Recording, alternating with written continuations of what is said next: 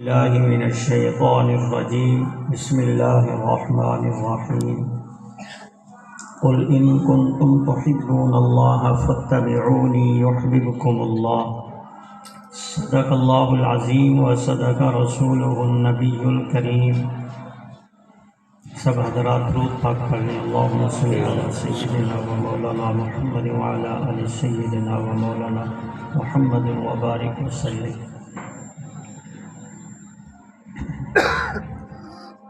ہمارے شیخ تشریف لا چکے ہیں جو چند لمحوں کے بعد آپ سے مخاطب ہوں گے، تو میں نہیں چاہوں گا کہ آپ اور ان کے درمیان زیادہ دیر حائل رہو۔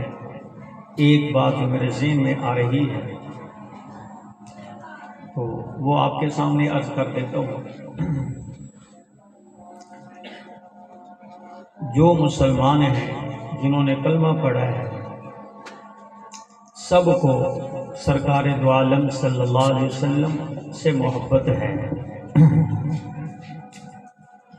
اللہ سے بھی محبت ہے، نبی سے بھی محبت ہے، جس نے بھی کلمہ پڑھا ہے۔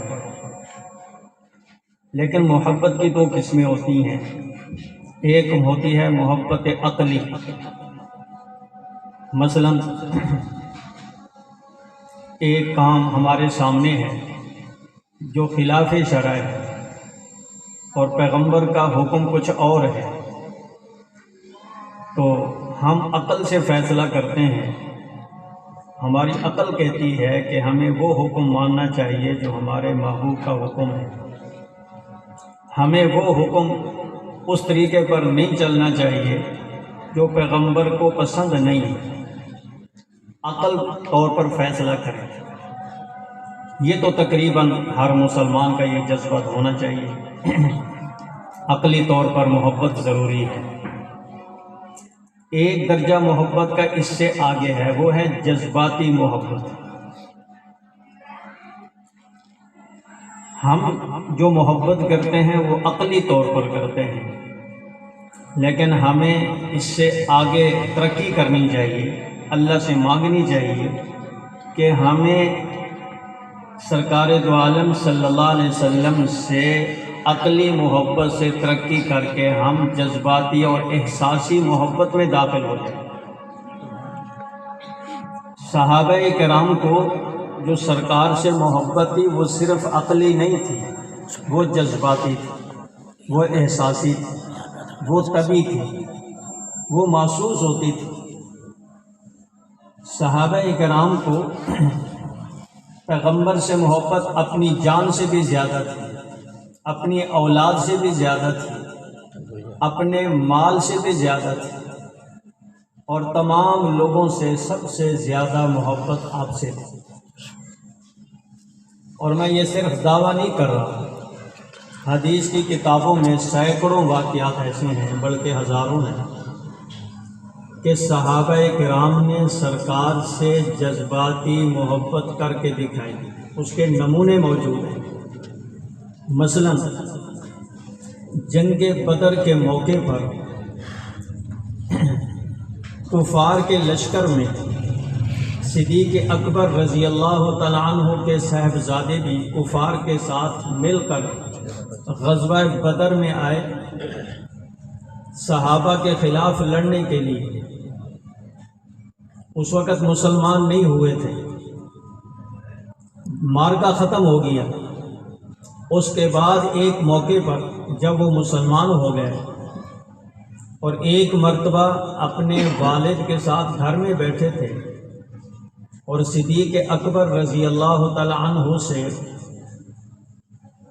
عرض کیا کہ اے ابا جان، غزوہ بدر کے موقع پر ایک موقع ایسا بھی آیا کہ آپ میری تلوار کی زد میں تھے، اگر میں چاہتا تو آپ کی گردن اڑا سکتا تھا، لیکن باپ ہونے کی وجہ سے، شفقت اور مہربانی کی وجہ سے جو بیٹے کو باپ سے ہوتی ہے، اس وجہ سے میں نے آپ کی گردن نہیں کاٹی۔ یہ صاحبزادہ بیٹا باپ سے کہہ رہا ہے۔ آگے صدیق اکبر کا جواب سنیے، اس سے اندازہ ہوگا کہ صحابہ کرام کو آپ سے محبت صرف عقلی نہیں تھی، جذباتی تھی۔ صدیق اکبر فرمانے لگے یہ تو تھا کہ تو نے وہ تلوار نہیں چلائی، اگر مجھے اس موقع پر معلوم ہو جاتا کہ تو میری تلوار کی زد میں ہے تو میں تیری گردن اڑا دیتا۔ یہ ہے جذباتی محبت۔ اب ہم یہ سیرت کے جلسے سنتے ہیں، نظمیں سنتے ہیں، آپ کی تعریف سنتے ہیں، لا محالہ ہمارے ایمان تازہ ہوتا ہے، محبت جوش مارتی ہے۔ جیسے ماشاءاللہ یہ نظم پڑھی جا رہی تھی اور آپ کے اندر جوش و خروش تھا، ایک ولولہ تھا، ایک جوش تھا آپ کے اندر، کیونکہ آپ کی مدح کی جا رہی تھی۔ لیکن اس جذبے کو آپ کی اتباع میں اس جذبے کو لگانا چاہیے۔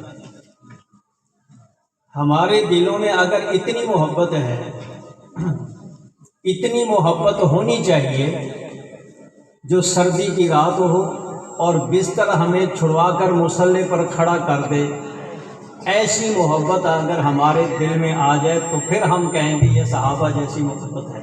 سبحان اللہ، بے شک۔ جو سنت پر ابھارے، جو ہماری معاشرت کو، ہمارے معاملات کو،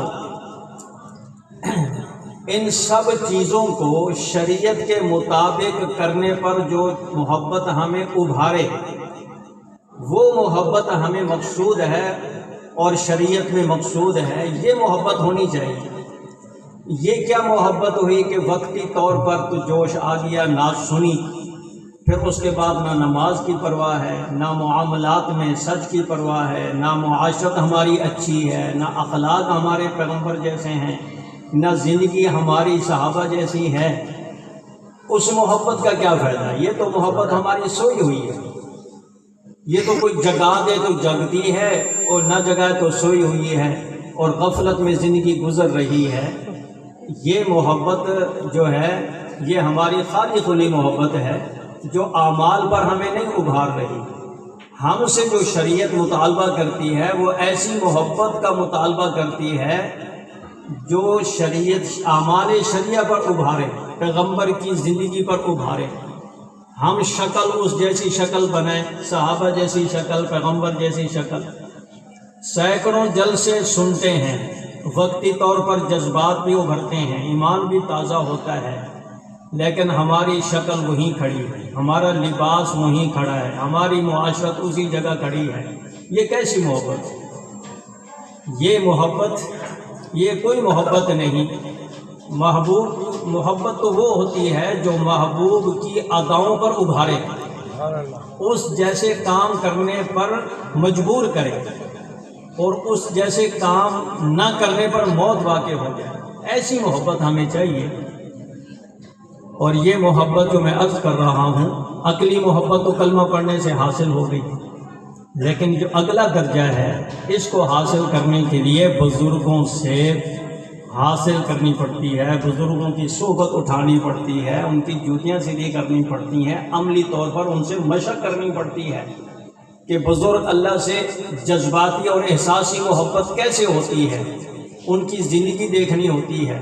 کونوا مع الصادقین قرآن میں ہے، نیک لوگوں کے ساتھ رہو، تو اس کا مقصد یہ ہے کہ ان کی دیکھو وہ کیسے محبت کرتے ہیں۔ تو اللہ تعالیٰ سے دعا ہے کہ ہمیں اللہ تعالیٰ عقلی محبت سے نکل کر ہم ذرا جذباتی محبت میں آئیں، اور جو شریعت کے تقاضے ہیں، جو آپ چاہتے ہیں، امت سے چاہتے ہیں، ہم وہ کام کریں، جو نہیں چاہتے ہم وہ نہ کریں۔ ہمیں ایسی محبت نصیب ہو۔ اللہ سے دعا ہے مجھے اور آپ کو یہ محبت نصیب فرمائے۔ اور میں بقیہ وقت حضرت الشیخ برکاتہم کے نظر کرتا ہوں، وہ تشریف لائیں گے اور آپ کے سامنے انشاءاللہ وہ سیرت پر مفصل گفتگو فرمائیں گے۔